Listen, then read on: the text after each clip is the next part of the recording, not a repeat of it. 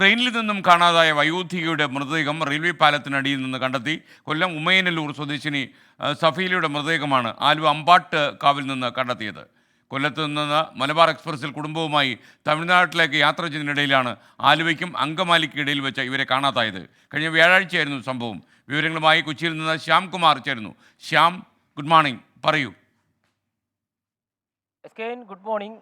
കഴിഞ്ഞ വ്യാഴാഴ്ചയാണ് മലബാർ എക്സ്പ്രസിൽ രാത്രി 12-നും 1 മണിക്കും ഇടയിൽ സഫീലയെ കാണാതായത്. ഇവർ മാനസിക ബുദ്ധിമുട്ടിന് കഴിഞ്ഞ കുറച്ച് നാളുകളായി ചികിത്സ തേടിക്കൊണ്ടിരുന്ന ഒരു വയോധിക കൂടിയാണ്. കുടുംബവുമൊത്ത് തമിഴ്നാട്ടിലേക്ക് യാത്ര പോകുന്നതിനിടെയാണ് കാണാതായത്. തുടർന്ന് ബന്ധുക്കൾ റെയിൽവേ പോലീസിൽ വിവരം അറിയിച്ചിരുന്നു. റെയിൽവേ പോലീസും മറ്റും തിരച്ചിൽ നടത്തുന്നതിനിടെയാണ് ഇവരുടെ മൃതദേഹം അമ്പാട്ടുകാവിലെ റെയിൽവേ പാലത്തിനടുത്തുള്ള അവിടെ നിന്ന് കണ്ടെത്തിയത്. തുടർന്ന് ആലുവ പോലീസിലും വിവരം അറിയിച്ചു.